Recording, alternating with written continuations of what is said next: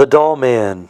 Aided by a secret formula which can reduce him to doll size, Daryl Dane challenges the underworld as the Dollman.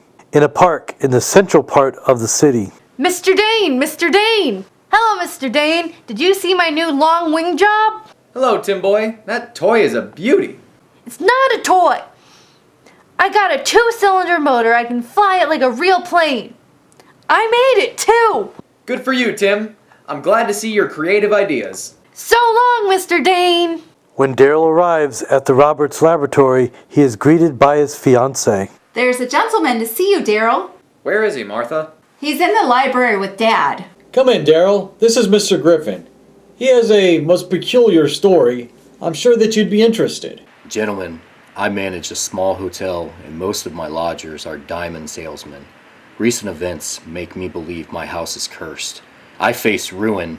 The trouble lies in one room. If on any Sunday night that room is used, the occupant is found dead the next day, hanging from a beam. The police call it suicide, but it has happened so often, I am at my wit's end. Interesting indeed. Today is Sunday.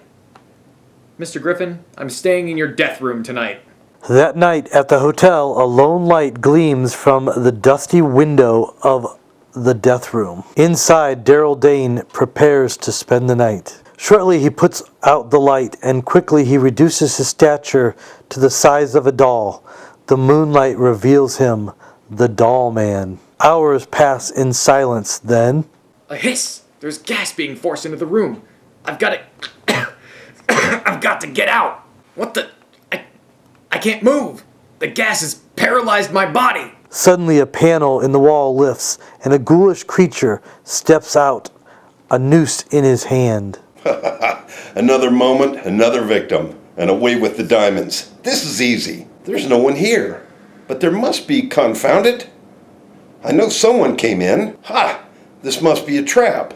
I must get out of here. The weird hunchback slips behind a sliding panel and disappears into a secret passage. In the room, the Dollman struggles to pursue, but he must wait until the effects of the gas leave him. He's getting away! At last, it's wearing off! An instant later, he is off in hot pursuit down the narrow black secret tunnel. Grimly, the Dollman races down a low tunnel, memorizing every step and turn. Oh! A steel door! He's escaped me! But not for long! I feel I've been followed, but that's impossible. Now to go back above ground and follow the same course as the passage. So, the tunnel leads to the old Grimes estate. I've heard of this strange recluse, afraid of people. High voltage wires on top of the wall surrounding his house. I've got to get over that wall, and I know just the way. I can't get permission, but I know Timmy Smith won't mind if I borrow his plane.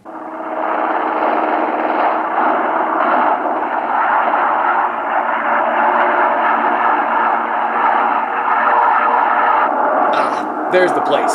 The lawn should make a fine runway. Meanwhile, in a dark room of the house, old Grimes gloats over his blood-stained treasure. Ah, my beautiful diamonds. You've committed your last crime, Grimes. Who said that? So it was you. A dwarf. You'll never get me alive to tell on me. Whipping out a sinewy hand, Grimes grasps the Dollman and squeezes. With a desperate effort, the Dollman breaks from the crushing grasp. If you want to get rough, I can be that way too. There. Now you'll go to jail peacefully. The next day at Dr. Roberts' home, The man was obviously insane. Yes, he'll be confined for life. Pardon me, there's the phone. Hello, Mr. Dane? This is Tim. Somebody took my model airplane last night, but brought it back with a $10 bill on it. Golly! Is that right? Well. My apologies for calling it a toy, Tim. I'm sure it is the real thing.